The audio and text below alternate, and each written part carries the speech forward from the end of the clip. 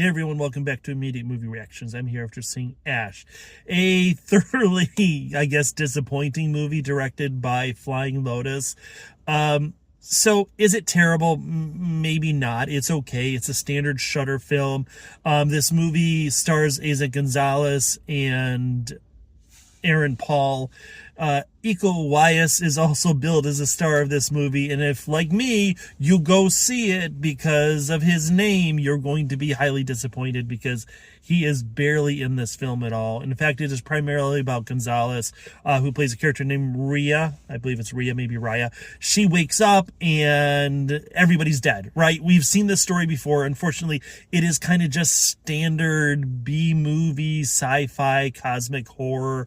It's a little bit Thing, it's a little bit Annihilation, it's a little bit Aliens, and it's a little bit of Event Horizon.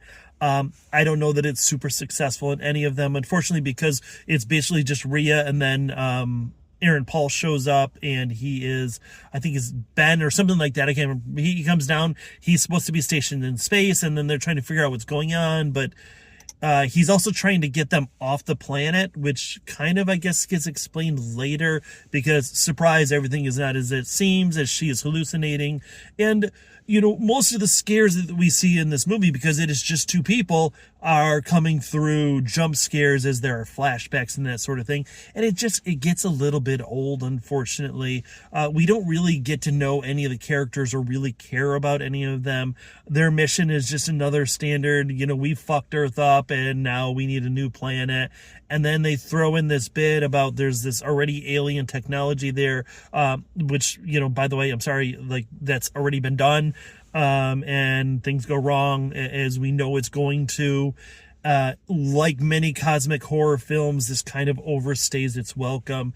Like I said, in addition to the jump scares, just like constant flashbacks and memories as Rhea is sort of hallucinating. We have music that is overly loud. There were points of this movie that could have been extremely effective if it had been just a little bit quieter, just allow us to sit in the scene a little bit longer, let us develop this kind of tension about what is Rhea going to do, how are they going to survive.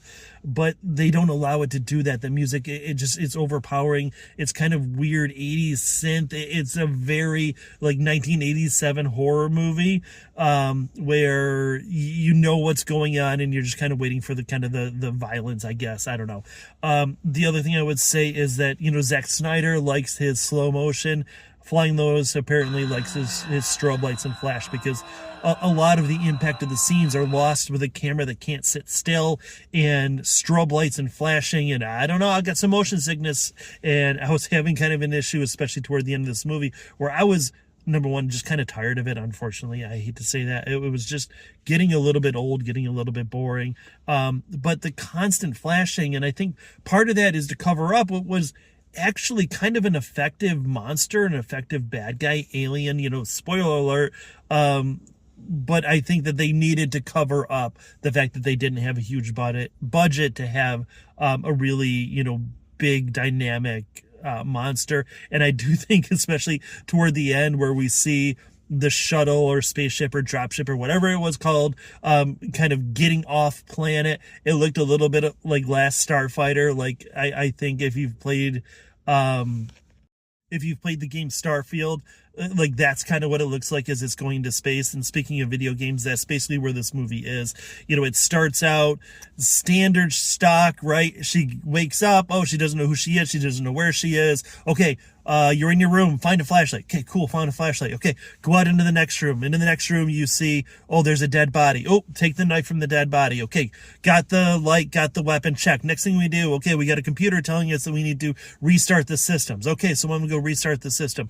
Now, later on, we find out why the hell would the system have reset, because there was clearly a compromise to it, you know. And then it's go outside and see what's going on, and then it's go back in and find the notebook from the first person, and that notebook is going to tell you a little bit more about the story. Okay, go to the next room, find another notebook.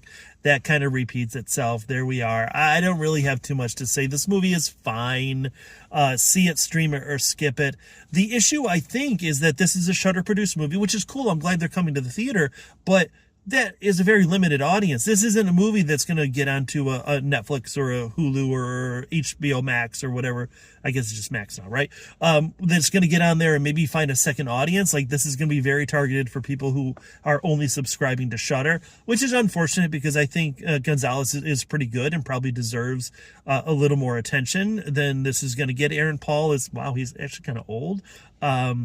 And Eco-wise, again, very disappointing. So anyways, if you do have Shudder, I think it's probably worth the stream, especially if you like, cosmic horror type things. It's not bad. It's kind of very stock and very cliche, but it hits the right notes in those cases. It's just, damn, the music and the lights just kind of ruined most of it for me. So anyway, there we are. Thank you. I do appreciate you all. Please like, share, subscribe, and I will see you all after the next movie.